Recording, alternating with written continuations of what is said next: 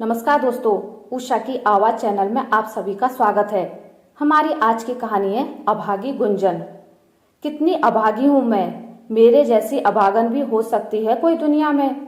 ऐसा लगता है लिखने वाले ने मेरी किस्मत ही काली स्याही से लिख दी है। फिर किसी को क्या दोष दूं?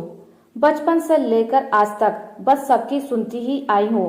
जब बाप का कुछ काम बिगड़ा, बेटी दोषी ठहरा दी गई। शादी के बाद पति का हृदयघात हुआ तो भी मेरी वजह से हो गया के ताने सुनने को मिले। आज बेटा कपिल भी खड़े खड़े मुझको ही अपना दोषी समझ बैठा। बहू, तुम चुप क्यों हो? तुम्हें भी कुछ कहना है तो कह दो। जब अपनी किस्मत ही खराब हो तो किसी और को क्या दोष देना। रोते रोते गुंजन जी अपनी किस्मत को कोस रही थी।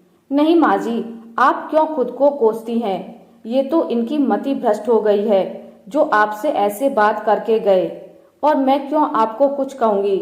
आप तो हम सबका भला ही सोचकर बोल रही होगी ना। आप चुप हो जाइए और पानी पी लीजिए, कहती हुई बहू लतिका ने सास के हाथ में पानी का गिलास थमा दिया।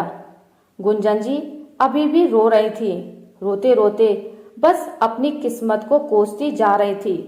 याद करने लगी जब वो पैदा हुई थी तो उसकी दादी कुछ दिनों बाद चल बसी थी। बस उनके बाबा अपनी माँ की मौत के लिए अपनी फूल सी नाजुक बिटिया को देखकर बस ताने सुनाते रहते। 1000 दफा उसकी माँ ने पति से कहा, अपनी बिटिया को कोई ऐसे बोलता है क्या? अरे अम्मा की उम्र हो रही थी, फिर बीमारी अलग से थी, नहीं बच पाई। उसमें मेरी गुंजन कैसे दोषी हो गई? कभी उनके पिता के काम का नुकसान हो तो उसके लिए भी गुंजन ही सुनती। सुबह सुबह इसकी सूरत जो देख ली थी, काम तो बिगड़ना ही था। गुंजन चुपचाप सब सुनते सुनते बड़ी होती गई।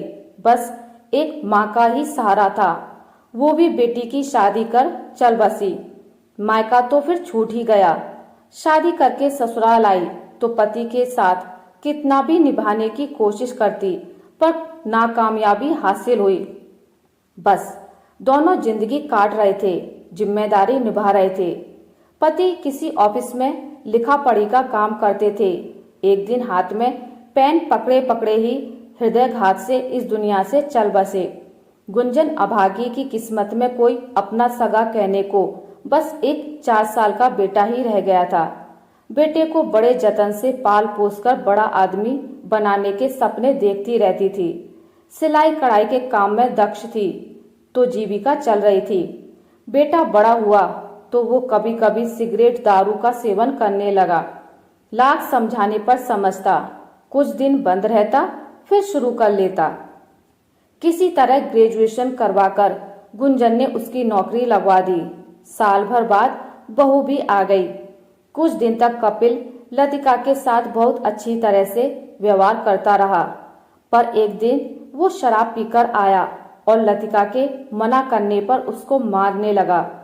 गुंजन जी ने बेटे को बहुत डांटा और समझाया। कुछ दिन फिर कपिल का अच्छा व्यवहार रहा, पर जिसको पीने की लत लग गई हो वो कैसे जल्दी जा सकती है। धीरे धीरे कपिल घर में कम, बाहर ज्यादा पैसे उड़ाने लगा। लतिका तो अब कपिल से कम ही बात करती थी। हाँ, सास से उससे बड़ा स्नेह था। एक दिन कपिल लतिका के गहने खोज रहा था जो उसने गुंजन जी की संदूक में रखवा दिए थे। लतिका ने कहा, वो माँ जी के पास हैं। माँ किधर है? सुन, मुझे वो लतिका के गहने दे, कुछ काम है। कपिल गुंजन जी से बोला, पहले बता क्या काम है, फिर दूंगी। वो गहने तेरे उड़ाने के लिए संभाल के ना रखे हैं जो तू बोले और मैं दे दूं। पहले काम बता, गुंजन जी कड़क आवाज में बोली। लड़खड़ाती जबान से कपिल बस वो करता रहा। उस दिन तो बात किसी तरह दब गई, पर अगले दिन कपिल जबरदस्ती माँ की संदूक की चाबी मांगने लगा। एक बार बोल दिया नहीं दूंगी, जब तक तू ये नहीं बताता काम क्या है। वो लतिका के गहने हैं, तेरा उन पर कोई अधिकार नहीं है। वो उसके घर वालों ने दिए हैं अपनी बेटी को, तू यूं ही उनको बर्बाद नहीं कर सकता। गुंजन जी गुस्से में आकर बोली, तो सुनो, मेरे ऊपर बहुत कर्जा हो गया है। 2 दिन में उनके पैसे लौटाने हैं, नहीं दिया तो वो सब ना जाने क्या करें, कपिल ने कहा। क्या? सास बहू दोनों एक स्वर में बोली। ये कर्ज तूने कब और किससे और क्यों लिया? गुंजन जी ने पूछा। सब पैसे शराब में खर्च हो गए, अब उधारी बढ़ गई है, मुझे जल्दी से गहने दो, बेचकर उनका कर्ज चुका दूंगा, कपिल ने कहा। चुप कर नालायक, इसी दिन के लिए पाल पोस कर बड़ा किया था तुझे, जो अब बहू के गहने बेचकर शराब के पैसे चुकाएगा। तुझे उसके गहने तो नहीं मिलेंगे, कान खोलकर सुन ले, वो उसके अम्मा बाबूजी ने दिए हैं। गुंजन जी गुस्से में तमतमाते हुए बोली। सुन माँ, तुझे देना तो पड़ेगा, आज आखिरी दिन है, उनके पैसे ना दूंगा तो वो मुझे आज पीने भी ना देंगे। सुन, तू ऐसा कर, उसके गहने नहीं देगी तो अपनी ये सोने की चूड़ियां ही दे दे। लतिका के घर वालों ने उसके लिए दिए हैं ना, तू अपने बेटे के लिए दे दे। कपिल आज पागलों की तरह बोले जा रहा था। चटाक की आवाज से सारा आंगन गूंज उठा। गुंजन जी ने बेटे के गाल पर चांटा जड़ दिया था। तुम सच में सबकी जिंदगी बर्बाद करने वाली हो। सब ठीक ही कहते हैं, तुम किसी का भला नहीं कर सकती। जब से आई हो अपनी खराब किस्मत से सबको बर्बाद ही करती रही हो। तुमने मुझे दिया ही क्या, बस पढ़ ले करती रही। कोई शौक पूरे किए कभी? बहू भी अपने जैसी ही ले आई हो, जिसकी किस्मत भी काली स्याही से लिखी गई है। दोनों रहोगी तो मेरी ही जिंदगी बर्बाद होनी है। ऐसे कड़वे बोल बोलकर कपिल घर से निकल गया था और गुंजन जी खुद को कोसे जा रही थी। माँ जी कहाँ हैं आप? इस शोर से उसकी सोच का सिलसिला टूट गया। देखा तो आसपास के लोग आंगन में बेटे को खाट पर सुला रहे थे, पूरे शरीर पर खून ही खून। क्या हुआ इसको, कहकर गुंजन जी रोने लगी। पता नहीं कौन सी धुन में चला जा रहा था, एक ट्रैक्टर से टकरा गया, बाल बाल बच गया, नहीं तो पता नहीं क्या हो जाता, भीड़ में से किसी ने कहा। जल्दी जल्दी मरहम पट्टी कर दी गई, ज्यादा चोट ना लगी थी, बस पैर में मोच आई और शरीर में जगह जगह खरोंच लगी थी। गुंजन जी और लतिका ने मिलकर कपिल की खूब सेवा की, बिना उससे कोई बात किए।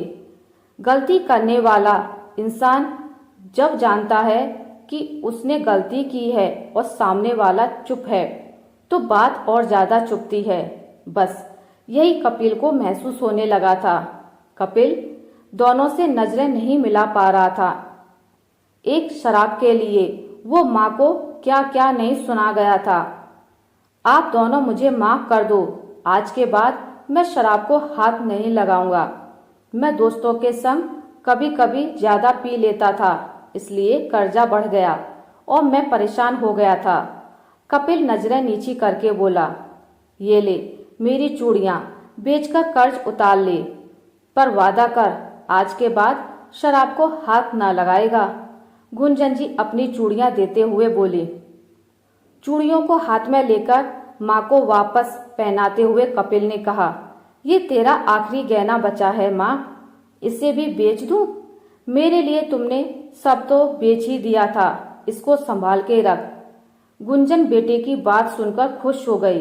गुंजन और लतिका ने अपने अपने पास से जितना बचा रखा था वो पैसे देकर कपिल से बोली, ये देकर कुछ दिनों की मोहलत मांग लें उनसे और कहना हम जल्दी ही बाकी कर्जा चुका देंगे।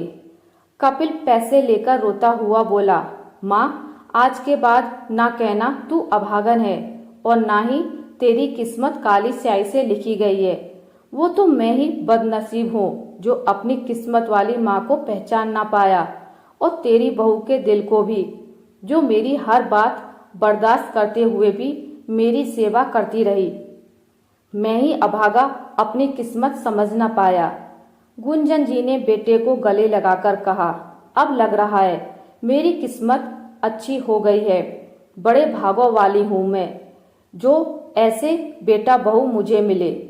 आशा करती हूँ आपको मेरी आज की कहानी अच्छी लगी होगी। अगर आपको मेरी कहानी अच्छी लगी है तो इसे लाइक करें, ज़्यादा से ज़्यादा शेयर करें, और अगर आप मेरे चैनल पर नए हैं तो इसे सब्सक्राइब करना ना भूलें। मिलते हैं एक नई कहानी के साथ, तब तक के लिए नमस्कार।